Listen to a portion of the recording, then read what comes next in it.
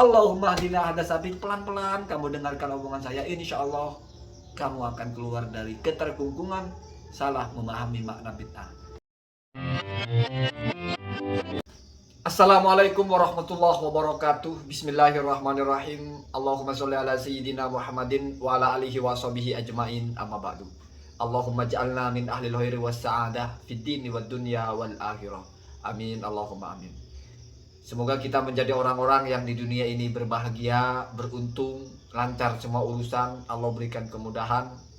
Juga di akhirat nanti kita menjadi orang-orang yang tergolong kepada rombongan orang-orang soleh, masuk surga bahkan bi ghairi hisab. Amin, Allahumma amin. Saya semalam mengadakan live dan alhamdulillah ketemu dengan salah satu orang yang mungkin berbeda dengan saya dalam memahami bid'ah. Ada satu hal yang ingin saya pertajam di sini, bahwa kawan-kawan Salafi Wahabi itu mulailah berpikir lagi. Apa benar selama ini bahwa apapun yang tidak pernah dicontohkan oleh Rasulullah, tidak pernah dikerjakan oleh Rasulullah, itu lalu dianggap bid'ah dalam masalah ibadah ya. Ibadah. Bukan lagi urusan yang lain ya. Rasul tidak naik mobil dan sebagainya, bukan, ibadah.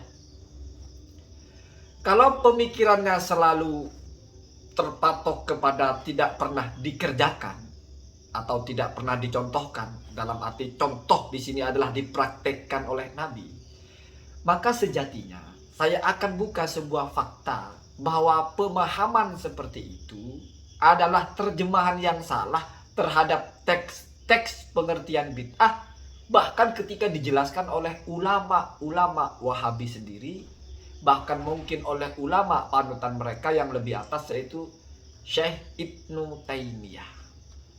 Saya bacakan dulu takrifnya Syekh Ibnu Taimiyah tentang bid'ah dalam kitab Majmu' Fatawa beliau, al-bid'atu ma lam yashra'hullahu fil kitabi wala fis sunnati. Terus wala yukmar istihbaban au ijaban. Wala yukmar ya. Jadi yang disebut dengan bid'ah itu adalah sesuatu yang tidak disyariatkan oleh Allah. Ini dalam ibadah ya. Dan tidak diperintahkan baik dengan perintah wajib atau perintah sunnah. Itu bid'ah.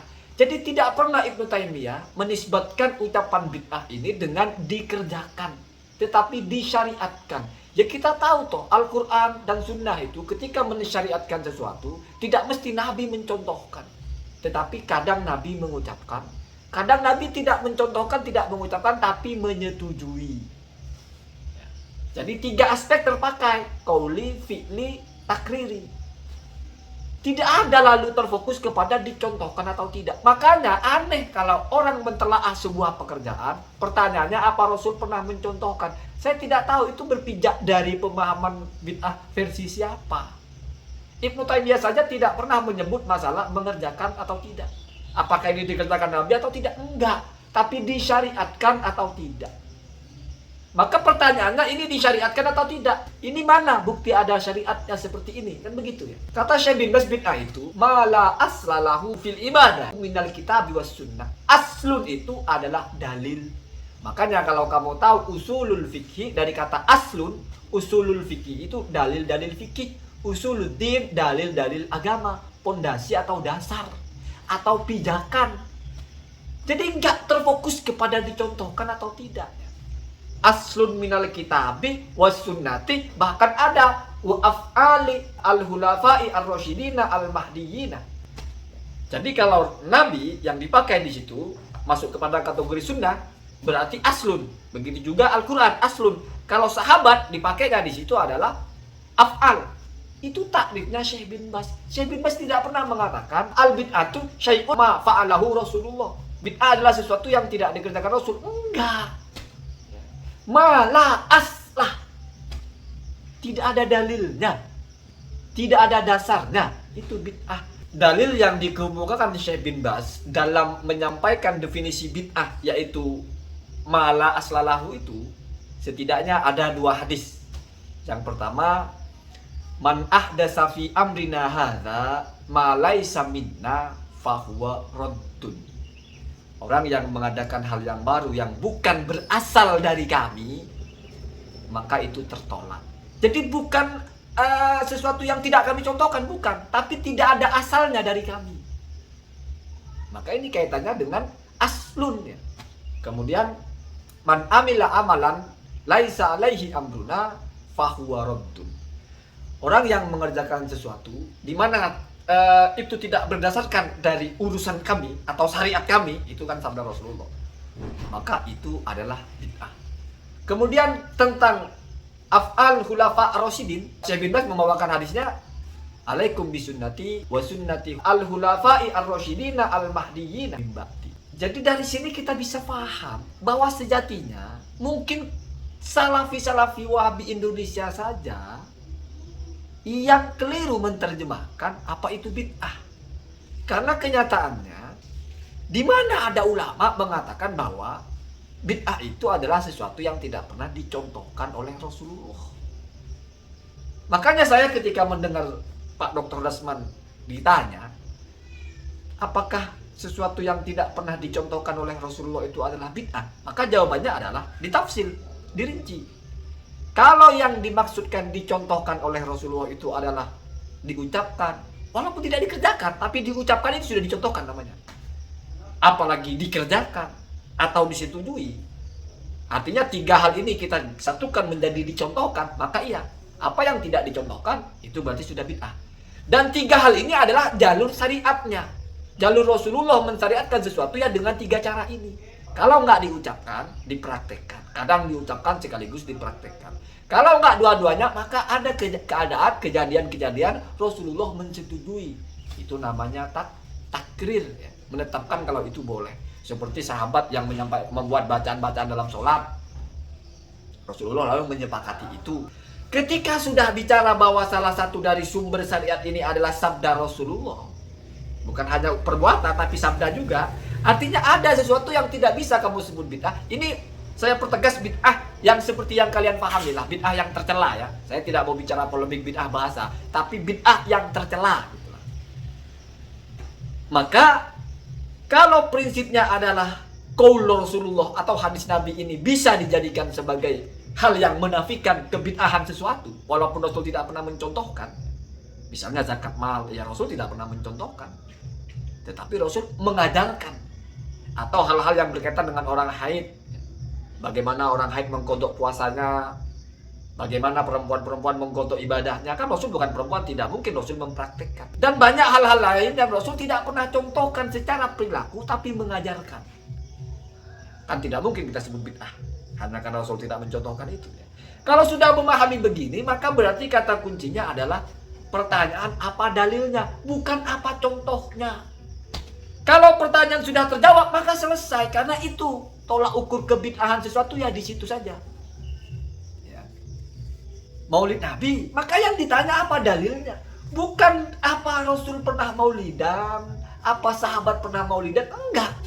Pertanyaan pertama dulu, maka kita jawab Maulid Nabi itu apa? Berbahagia dengan datangnya rahmat. Kita akan menjadi bodoh kalau ditanya dalilnya orang berbahagia. Satu. Yang kedua, Maulidan itu ngapain? Baca sholawat. Bodoh kalau kita tanya apa dalilnya baca sholawat. Bersodakoh. Bodoh lagi kalau kita tanya apa dalilnya bersodakoh. Mendengar mau'idoh. Lebih bodoh lagi kalau kita tanya apa dalilnya mendengarkan mau'idoh. Sederhana kan? Tahlilan ya. Ketika I'anatul Thalibin mengecam tahlilan, kamu harus paham sama sekali tidak bicara itu dicontohkan Rasul atau tidak. Tetapi karena itu dianggap menyelisih, ini perhatikan, dianggap menyelisih sunnah yang diajarkan Rasulullah. Yaitu seharusnya isna'u li ali Ja'far kalau tidak salah itu ya. Keluarga Ja'far sedang kena musibah, buatkan makanan untuk mereka. Itu sunnahnya. Artinya yang mati yang diantri makanan. Ini kok yang mati memberi makanan, maka berarti yukhalifu as-sunnah. Maka hukumnya makruh. Bid'ah mungkarat yang hukumnya makruh. Kemudian kalau ditarik kepada hukum yang lain bisa menjadi haram apabila yang dimakan itu adalah min mali al-mahjur ya. Dari tirkah, dari warisan orang tua yang otomatis menjadi hak anaknya, dan salah satu dari anaknya itu ada yang mahjur, misalnya masih kecil. maka itu hartanya tidak boleh dipakai, jatuhnya makan harta anak yatim, haram. Ya. Jadi tidak pernah itu I'anah mengatakan ini tidak pernah dicontohkan Rasulullah, tidak pernah. Karena mereka paham bahwa bid'ah dan tidak bid'ah itu, atau hukum agama ini tidak dibangun hanya dengan dicontohkan oleh Rasul atau tidak. Kemudian kalau sudah bicara dalil, kita harus tahu satu kata kunci bahwa yang menetapkan sesuatu itu menjadi dalil bukan dalil itu sendiri. Tidak pernah ada Al-Quran itu mengatakan bahwa ayat ini dalil untuk itu. Tidak pernah. Coba tunjukkan kepada saya bahwa Al-Quran mengatakan wa dalilu wujubis shalah ya ayyuhalladzina amanu kutiba alaikumussyam hadza dalilu wujubis syam. Nggak ada. Inna sholata kanat alal mu'minina kitaban mawquta wa hadza dalilu wujubis shalah. Nggak ada. Tidak akan pernah kamu temukan Al-Quran dengan dirinya sendiri menjelaskan bahwa dirinya adalah dalil atas sebuah hukum. Begitu juga hadis, tidak pernah Nabi mengatakan hadza dalilu wujubiz zakat wa hadza dalilu istihbabi asyam wa hadza dalilu ala hurmati al-ma'siyah. Nggak ada. Yang menjadikan satu teks menjadi dalil itu ulama. Kalau sudah di sini ada ulama, maka kita harus paham bagaimana ulama berbeda-beda. Maulid, kata Imam Asy'uti ada dalilnya, kata Ibnu Hajar ada dalilnya. Sehingga ulama-ulama misalnya As-Sakhawi muridnya Ibnu Hajar berani mengatakan bahwasanya wa fiha fadlun kasi amikun ya, amimun ya. Di dalam Maulid Nabi itu ada barokatun wa fadlun amim, dan juga keutamaan yang sangat banyak. Ibnu Hajar ketika mengatakan makanat hadhihi bid'atan walakinnaha mahmudatun. Walaupun ini bid'ah tetapi mahmudah. Maka berarti bid'ah di sini adalah bid'ah bahasa. Karena Imam Ibnu Hajar ketika mengomentari ucapan Imam Syafi'i ya, kullu al-muhdasati ya, atau ma'uhdisa ala durbaini, itu mesti maksudnya adalah secara bahasa. Apa yang tidak pernah ada di zaman Rasulullah itu namanya bid'ah, mesti secara bahasa. Maka ditelaah apabila tidak ada dalilnya ya, apabila menyelisihi dalil bahkan, maka itu namanya madhmumah. Tetapi kalau sesuai dengan dalil, maka namanya mahmudah. Ini sepaket dengan ucapan Imam Syafi'i yang lain ya, wa kullu ma lahu mustanadun minasyar'i falaisa bid'atin walau lam yakun fi sadril awal. Apa yang ada dalilnya, ada sandarannya, maka bukan bid'ah walaupun tidak pernah dikerjakan oleh Rasulullah, tidak pernah ada di masa Rasulullah, tidak pernah ada di masa sahabat, tidak pernah ada di masa tabi'in. Jadi di satu sisi Imam Syafi'i di sini mengatakan bid'ah adalah secara syariat, yaitu ada dalilnya atau tidak. Di satu sisi ketika membagi dua, maka berarti itu Imam Syafi'i mengatakan bid'ah secara bahasa. Sebagaimana kata Ibnu Hajar bahwasanya kalau orang memutlakkan bid'ah pasti sesat, berarti dia bicara bid'ah secara syariat. Maka definisinya itu juga kata Ibnu Rajab adalah bukan masalah di masa Rasul itu sudah ada atau tidak, tetapi dilihat kholafah atau wafaqah kepada al-adillah asyariyah. Ada dalilnya atau tidak, sesuai dengan dalil atau menyelisihi dalil, kan begitu. Kemudian kalau bicara bid'ah dibagi dua, berarti itu hanyalah secara bahasa. Maka kalau sesuai, walaupun secara bahasa bid'ah, tetapi ini tetap mahmudah. Begitu ya, sederhana. Sebetulnya ini gampang untuk dicarikan titik temu. Kalau kamu mau berpikir terbuka, tidak mentok bahwa namanya bid'ah itu tidak pernah dikerjakan Rasulullah. Nggak bisa begitu. Nggak ada ulama yang mengatakan begitu. Yang ada itu pemahaman kamu untuk menolak ada orang maulidan, Nabi tidak maulidan bid'ah. Nggak ada begitu, Pak. Nggak ada orang mendoakan mayat, membacakan Yasin untuk mayat, berzikir untuk mayat, mendoakan mayat atau bersedekah untuk mayat. Itu semua ada ajarannya. Kalau kamu minta dalil Nabi khusus tahlilan seperti apa, saya minta dalil balik. Kamu pakai celana cingkrang, Nabi tidak pernah pakai celana cingkrang. Tetapi punya asas, yaitu kalau berpakaian jangan sampai menyentuh mata kaki ya. Harus di atasnya atau minimal sama ya. Lalu kamu terjemahkan dengan celana cingkrang, padahal Rasul juga tidak pernah bercelana cingkrang. Berarti kan kamu memakai keumuman dalil. Mau pakai sarung, mau pakai jubah, mau pakai celana, ya sudah cingkrang, kan begitu ya.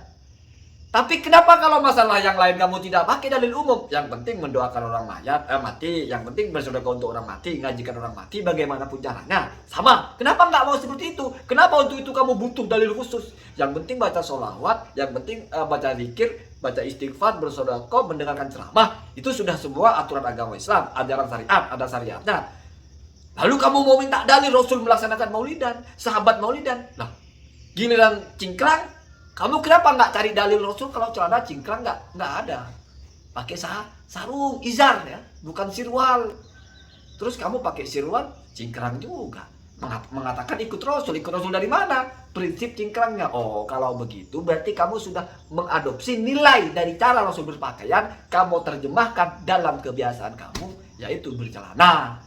Sama, ya. Kita ingin ekspresikan kebahagiaan, kita ingin ekspresikan rasa syukur dengan bersedekah, lalu kita punya tradisi merayakan Maulid Nabi. Kita ingin ekspresikan mendoakan mayat, saya tidak bicara ngasih makannya. Kita ingin ekspresikan anak cucu itu tidak lupa kepada yang meninggal, mendoakan apa yang dia miliki dia sedekahkan untuk yang meninggal.